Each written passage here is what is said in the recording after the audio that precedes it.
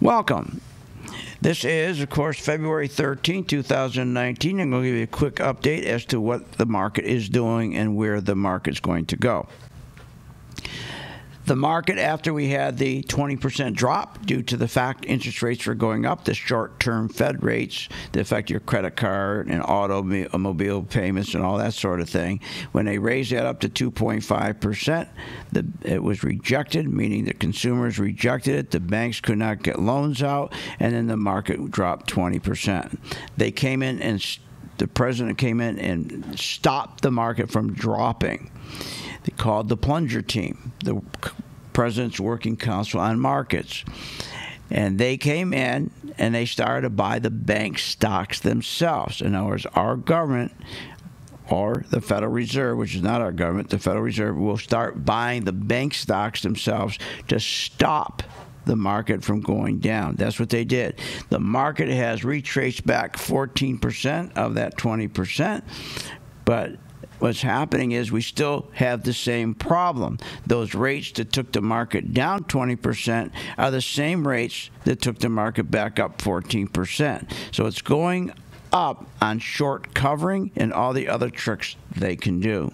Here's the problem. The same red flags that took the market down still exist and are getting worse. What's that? First of all, durable goods orders are down. The flattening of the yield curve, meaning when you have the 10-year Treasury rate at, let's say, 2%, and you have the 2-year at 1%, when the 2-year starts climbing up to it's almost the same as the 10-year, that means you're in a recession or a recession's about to happen, and you're going to have another market crash. The rates are very, very close right now. You also have a terrible situation with housing starts. And we also have a bad situation, of course, that the economy is, our debt is growing 35% faster than the economy. There's no good news out there. The only thing that's rallying, okay, is again, the S&P. It did break above the 200-day moving average. That's good news. But the other critical areas, like IWM, the small mid-caps, haven't done that. And that's very critical. So here's the bottom line. The market is not going to continue to rally, okay, only in as much as they force it to rally up to another test. There's going to be a test at 281 on the S&P. 281. If you put up SPY, that's where the next test is going to be. We're right now at 274. That's going to be the big test. So my gang, my members, we have a great deal of profits so far.